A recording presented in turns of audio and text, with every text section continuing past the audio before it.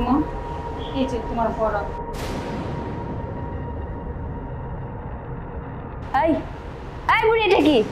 এটা বরফ নাকি পানি? হ্যাঁ, তোকে বরফ আনতে বলেছি, পানি আনতে বলিনি।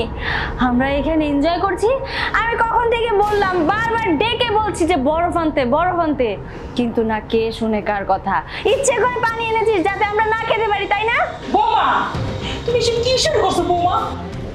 এই এই যে লোকগুলিরে নিয়ে এসে তুমি কি এসব সাইবাস খাইতেছো? এই, আপনাদের কি লজ্জা শরম বলতে কিচ্ছু নাই? হ্যাঁ, আচ্ছা, আপনাদের তো ঘরে কি মা বোন নাই? আপনারা আমার বাড়িতে আইসা আমার ছেলের বউয়ের সাথে এসব কি সাইবাস খাইতেছেন? হ্যাঁ, বাড়িতে চাচ্ছি মা বোন ঠিকই আছে, কিন্তু এমন দামি মদ নাই। আর এই দামি মদ খাইতে হলে আপনার বৌমার কাছে যাইতে হয়। বাই দ্য ওয়ে, তুই যে তোর শাশুড়ির কথা বলতেছিলি, এইটাই, এই যে কানের সামনে সারাক্ষণ জ্ঞান জ্ঞান জ্ঞান জ্ঞান করতেই থাকে, তোর বৌমার সাথে ছিল তুই পার পেয়ে যাস, কিন্তু আমগুলোকে শাউট করতে আসিস না, তাহলে কিন্তু গলাটা চাপ দিয়ে ইন্দুরের মতো মারা ফেলাম। এই বুড়ি, এনদের যাবি, ঘাট ধাক্কা দিয়ে বের করে দেবো। বৌমা, তোমার সামনে তোমার বন্ধুরা আমার মারার হুমকি দিতেছে, কিছু বাজে বাজে কথা কইতেছে, তুমি কিছুই কইতেছো না। কি বললি? এই, কি বললি তুই? তোর এত কথা আমি শুনতে চাই না, আমি চাই শুধু বরফ, বরফ। যা এক্ষুনি আমার জন্য বরফ নিয়ে আয়, যা। মা, মা, মা, কি হয়েছে? এসব কি? হ্যাঁ, এসব কি চলতেছে আমার বাড়িতে? ওরা কারা? আমার বাড়িতে এসব কি চলতেছে? কিছু না, কি চলবে আবার? এই সব কি? আমার বাড়িতে এসব কি? আর ওরা কারা? আমার বাড়িতে পরপুরুষ কি করতেছে? ফ্রেন্ড, ওরা আমার ফ্রেন্ড, একটু কোক খাচ্ছিলাম। কোক? এটা কোন ব্র্যান্ডের কোক? বাংলাদেশে এই ব্র্যান্ডের কোক কবে লঞ্চ হয়েছে? কি আমারে বোকা মনে হয়? আমারে কোনো অ্যাঙ্গেল থেকে বোকা মনে হয়? কি চলতেছে এসব? আমার বাড়িতে দুইটা পরপুরুষের সাথে আমার বউ বসে বসে মদ খাচ্ছে, সিগারেট খাচ্ছে। মা, মা, আমাকে সবটা সত্যি করে বলো, কি চলতেছে এখানে? বলো। বাবা, তুই কি কম গো? তুই প্রত্যেকদিন অফিসে যাওয়ার পরে বৌমায়ের ওদেরকে নিয়ে আসে আর কি সব সাইবাস খায়। আমি যদি বলি, উল্টা ওরা আমার সাথে টর্চারিং করে, আমার মারধর করে। আর সবচেয়ে বড় কথা কি জানোস বাবা? বৌমা কইছে আমি যদি তোর কাছে বলি তাইলে বৌমা তাহলে রাত্রে গলা চিবিতে ফেলবে। এই জন্য আমি তোর কাছে কিছু বলি না বাবা। আর এই পৃথিবীতে তুই ছাড়া তো আমার আর কেউ নাই বাপ। না না, মিথ্যা কথা, বিশ্বাস করো মা, সব মিথ্যা কথা বলছি, বানিয়ে বানিয়ে বলছে। তোর এত বড় সাহস, তুই আমার বাড়িতে বসে এইসব ছাইপাস গিলতেছিস, তো আবার তোর পুরুষকে সাথে করে নিয়ে কেন করছিস এসব? কারণটা কি ছিল?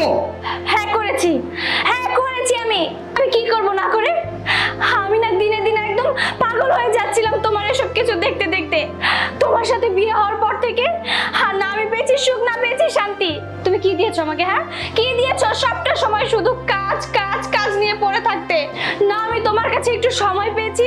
আমি যদি কখনো বলেছি আমাকে ডিনার করতে নিয়ে যাও, না তুমি পারবে না। আমাকে শপিং করতে নিয়ে যাও, তুমি সেটাও পারবে না। হ্যাঁ, আমাকে কোথাও ঘুরতে নিয়ে যাও, তুমি সেটাও পারবে না। আমি যখনই যেটা তোমার কাছে আবদার করেছি সেটাতে আমার না শুনতে হয়েছে। কেন? আমি তোমার বউ না? আমার কি একটু আবদার থাকতে পারে না তোমার কাছে? আমি যখনই যা বলতাম তখনই না।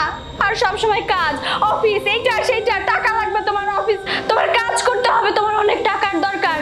আর এসবের পেছনে তোমার যে বউ আছে, তোমার যে ভালোবাসার একজন মানুষ আছে, সেসবই তুমি ভুলে গেছো। আমি কি করব? আমিও তো একটা মানুষ, আমারও তো মন চায় আমার হাজবেন্ড আমাকে একটু সময় দিক, কিন্তু না, আমি সেটা পাই না। আর সেজন্যই আমি বাধ্য হয়ে আমার ফ্রেন্ড সার্কেলের সাথে আড্ডা দিই। আমার একটা সঙ্গর প্রয়োজন ছিল, তাই আমি সঙ্গ দিয়েছি। এটাই আমার দোষ। যদি হয়ে থাকে তাহলে আমি দোষ করেছি। বাস, অনেক বলে ফেলছিস তুই, অনেক বলে ফেলছিস। এতক্ষণ পর্যন্ত তুই যতগুলো রিজন দেখাইছিস, প্রত্যেকটা রিজন ভ্যালুলেস, প্রত্যেকটা রিজন ভিত্তিহীন। তুই যে সব কথা বলছিস, এই যে পরিশ্রম করতেছি, এই যে কাজ করতেছি, এই যে এত ব্যস্ততায় আমি থাকতেছি, কাদের জন্য? শুধুমাত্র তোদের জন্য, তোদেরকে ভালো রাখার জন্য। সময় সময় লাগবে তোর, সঙ্গ লাগবে তোর। এত কিছুর যদি তোর দরকার থাকতো তুই আমাকে বলতে পারতি, আমি ওর হাজব্যান্ড। সেটা তুই করিস নি। আমরা বিবাহ বন্ধনে আবদ্ধ হয়েছি, এটা একটা পবিত্র সম্পর্ক। সেই পবিত্র সম্পর্কটাকে তুই অপবিত্র করে দিছিস শুধুমাত্র এসব কাজ করে। আমি তোর হাজবেন্ড, এখনো বেঁচে আছি, সেই বেঁচে থাকা অবস্থায় তুই আমার বাড়িতে অন্য পর পুরুষ নিয়ে এসে এসব ছাইপাশ খেলতেছিস, নেশা করতেছিস। আমার বাড়িটা কি কোনো নেশার কারখানা যেখানে নেশা করবি তুই? তোর সময়ের দরকার ছিল, তুই আমাকে বলতে পারতি। আমাকে তুই বুঝাইতে না পারলে আমার মাকে বলতে পারতি। আমার মাকে না বুঝাইতে পারলে উপরওয়ালার কাছে তুই চাইতে। তুই ভালো পথে যেতি, ভালো পথে না গিয়ে তুই বিপথে চলে গেছিস। তুই নেশা করতেছিস, তুই কি ভাবছিস এইসব নেশা করলে তোর সব সমস্যার সমাধান হয়ে যাবে?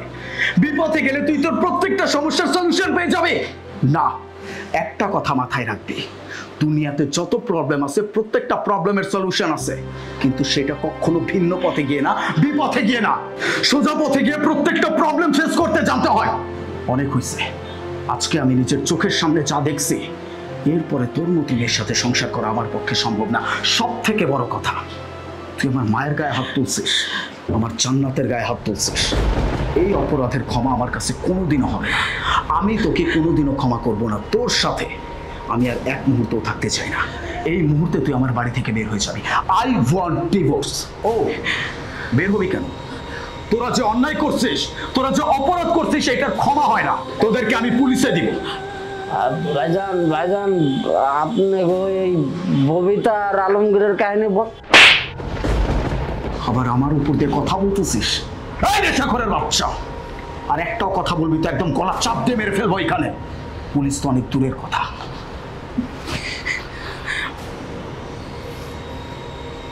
Hello police station.